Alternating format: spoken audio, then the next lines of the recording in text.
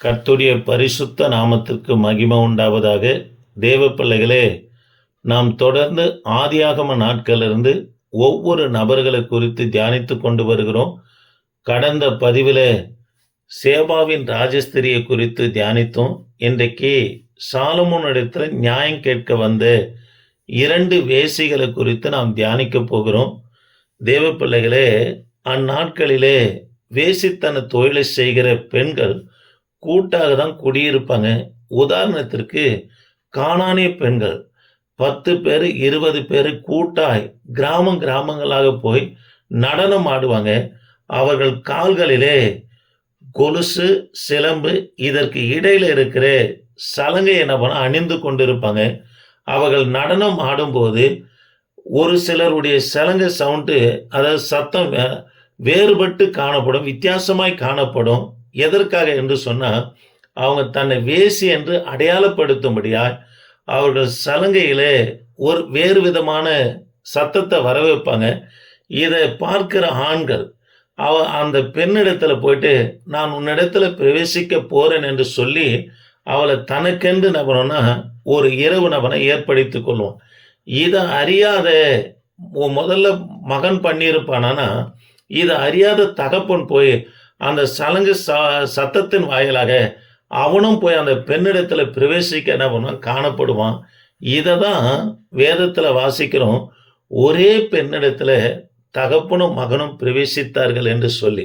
ஆக தேவ பிள்ளைகளே, அந்த நாட்களில் வேசித்தனம் செய்கிறவர்கள் கூட்டாக தான் நம்மனா குடியிருப்பாங்க.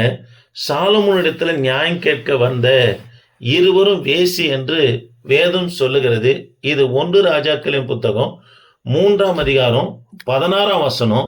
இவர்கள் பெயர் வேதத்தில் கொடுக்கப்படல. 1 ராஜாக்களின் புத்தகம் 3ஆம் அதிகாரம் 17ஆம் வசனத்துல இருவரும் ஒரே வீட்டில் குடியிருந்தார்கள் என்று வாசிக்கிறோம். 1 ராஜாக்களின் புத்தகம் 13ஆம் அதிகாரம் 17 18 வரைக்கும் வாசித்து பார்ப்போம்னா, இந்த 2 ஸ்திரீகளுக்கும் ஆண் பிள்ளைகள் பிறந்தது. ஒவ்வொரு பிள்ளைகளுக்கும் 3 நாள் வித்தியாசம். ஒரு ஸ்திரீ இரவுல புரண்டு படுக்கும்போது பிள்ளைகள் மேல் படுத்து விட்டா, பிள்ளையானது மரித்தது. இது 1 ராஜாக்களின் புத்தகம் 3ஆம் அதிகாரம் 19 20 வரைக்கும் வாசித்து பார்ப்போம்னா சொல்லப்பட்டிருக்கிறது. இரவுல மரித்த பிள்ளையை கொண்டு போய் உயிரோடு இருக்கும் தாயின் இடத்துல, இந்த உயிரோடு இருக்கிற தாயின் பிள்ளை எடுத்துக்கொண்டு பாருங்க, மரித்த பிள்ளைய அந்த தாயின் இடத்துல கழித்து விட்டா, தேவ பிள்ளைகளே, காலையில எழுந்த உடனே மரித்த இந்த பிள்ளையை பார்த்த அந்த தாய், இது தன்னுடைய பிள்ளை இல்லை என்பதை அறிந்து கொண்டு, உயிரோடு இருப்பது என்னுடைய பிள்ளை என்று இருவருக்குள்ளும் வாக்குவாதமும் சண்டையும் வந்தது. இந்த காரியம் ராஜாவாகிய சாலமோனிடத்துல வந்தது. இருவரும் சாலமோனிடத்துல வாதாடினாங்க. இருவரு தவிர அந்த வீட்டில் அன்றைய தினம் ஒருவரும் இல்லை. இவள் தன்னுடைய பிள்ளையின் மீது புரண்டு படுத்த நிமித்தமா, இது மரித்து விட்டது, என்னுடைய பிள்ளை அருகில் இருந்த என்னுடைய பிள்ளை எடுத்துக்கொண்டு மரித்த பிள்ளை என்னிடத்தில் கலைத்து விட்டு நான் இதை கவனிக்கல. ஆகவே நான் அன்றைக்கு அதிக நித்திரையாக இருந்தது நிமித்தமா என் பிள்ளை இவர் எடுத்ததை நான் கவனிக்கல. ஆகவே ராஜாவே, இந்த பிள்ளை என்னுடையது என்று சொல்லி உயிரோடு இருக்கிற தாய் வாதாடுகிறாங்க. 2 பேரும் என்னுடைய பிள்ளை என்று வாதாடினாங்க.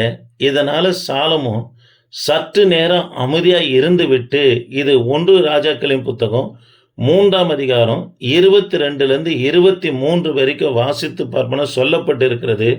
சாலமோன் சொல்லுகிறார், சிறு நேரம் அமைதியாக இருந்துட்டு சாலமோன் சொல்லுகிறார், ஒரு பட்டயத்தை கொண்டு வந்து உயிரோடு இருக்கிற இந்த பிள்ளையை 2 துண்டாக வெட்டி, ஒரு துண்டு ஒரு தாயினிடத்திலும் ஒரு துண்டை இன்னொரு தாயினிடத்திலும் கொடுத்து விடுங்கள் என்று ஒரு சேவகன் பட்டயத்தை கொண்டு வந்து பிள்ளையை வெட்ட கத்தியை ஓங்கினான்.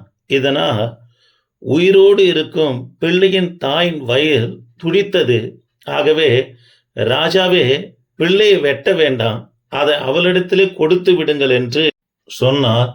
மரித்த பிள்ளையின் தாய் இல்ல ராஜாவே, இந்த பிள்ளை எனக்கும் வேண்டாம், அவளுக்கும் வேண்டாம். உம்முடைய தீர்ப்பின்படியே பிள்ளையை 2 துண்டாக வெட்டுங்கள் என்றார்.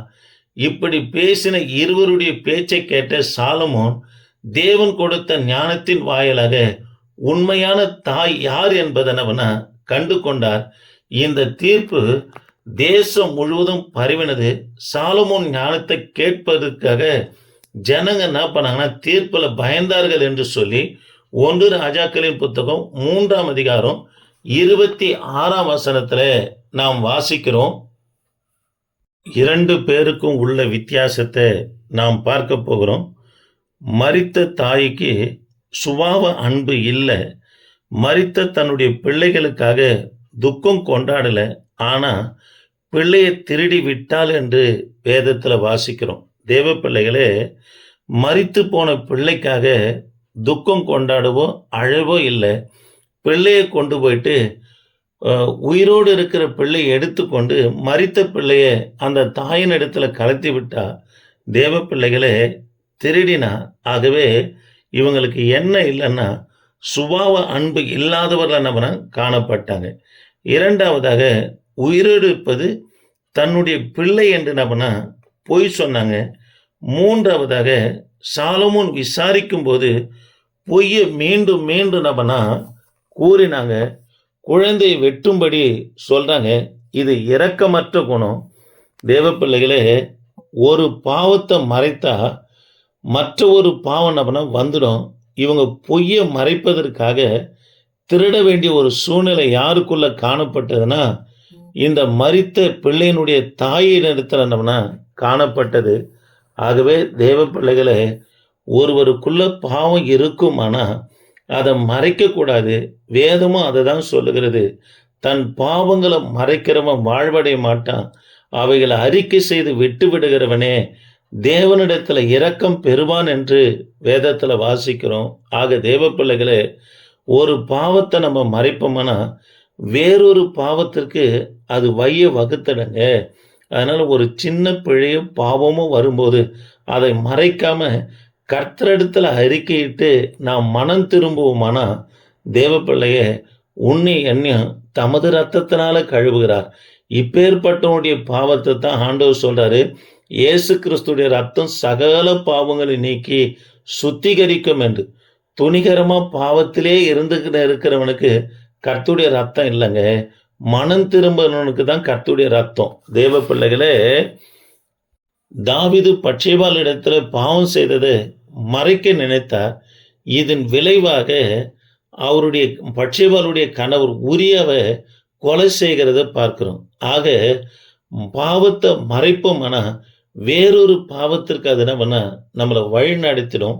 ஆகவே பாவங்களை மறைக்கவே கூடாதுங்க, அவைகளை அறிக்கை செய்து விட்டுனுங்க.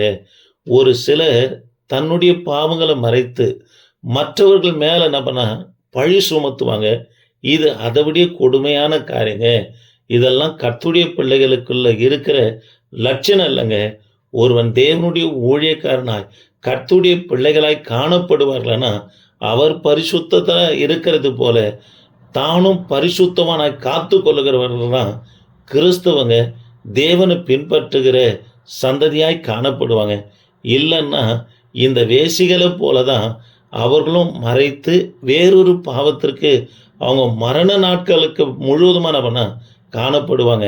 தேவ பிள்ளைகளே, நீதிமொழிகளின் புத்தகம் 30ஆம் அதிகாரம் 20ஆம் வசனம், அப்படியே விபச்சார ஸ்திரியுடைய வழி இருக்கிறது, அவள் தின்று தன் வாயை துடைத்து நான் ஒரு பாவமும் செய்யவில்லை என்பாள் என்று சொல்லப்படுகிறது.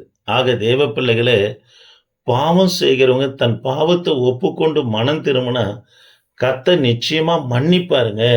தேவ பிள்ளைகளே, விபச்சார ஸ்திரியானவர் செய்துட்டு நான் செய்யவில்லை என்று சொல்லுகிறவர் இவ பாவம் செய்கிறாள் என்று இந்த இடத்துல நம்ம வாசிக்கிறோம். ஆக இந்த வார்த்தை கேட்கிற தேவ பிள்ளைகளே, நாம் கர்த்தருக்கு ஏற்ற பிள்ளைகளாய் இருக்க வேண்டும் என்று சொன்னா அவர் பரிசுத்தராய் இருக்கிறது போல நாமளும் பரிசுத்தராய் இருக்க வேண்டும். நமக்கு கொடுக்கப்பட்ட முதலாவது அழைப்பு அசுத்தத்திற்கு அல்ல, பரிசுத்தத்திற்கென்று அழைத்திருக்கிறார். இததான் வேதம் சொல்லுகிறது. நான் பரிசுத்தர், ஆகையால் நீங்களும் பரிசுத்தராய் இருங்கள் என்று வேதம் சொல்லுகிறத நம்ம வாசிக்கிறோம். பரிசுத்தமா இருப்போம், பரமனை தரிசிப்போம். கர்த்தர் நம்மை ஆஸ்வதிப்பார். ஜெபிக்கலாம். தேவ கிருபையே, இந்த வார்த்தை கேட்கிற ஒவ்வொரு பிள்ளைகளுக்காக பாரப்படுகிறையா. கர்த்தாவே, வேதத்தை எடுக்கிற, பரிசுத்த வேதத்தை எடுக்கிற பிள்ளைகள் பரிசுத்தமாய் ஜீவித்து உமது நாமத்தை மகிமைப்படுத்த என் தேவன் நீங்க உதவி செய்யும்படியாய் ஜெபிக்கிறையா. வழிநடத்துங்க, ஆசீர்வதிங்க. இயேசு நாமத்தில் ஜெபிக்க நல்ல பிதாவே. ஆமென்.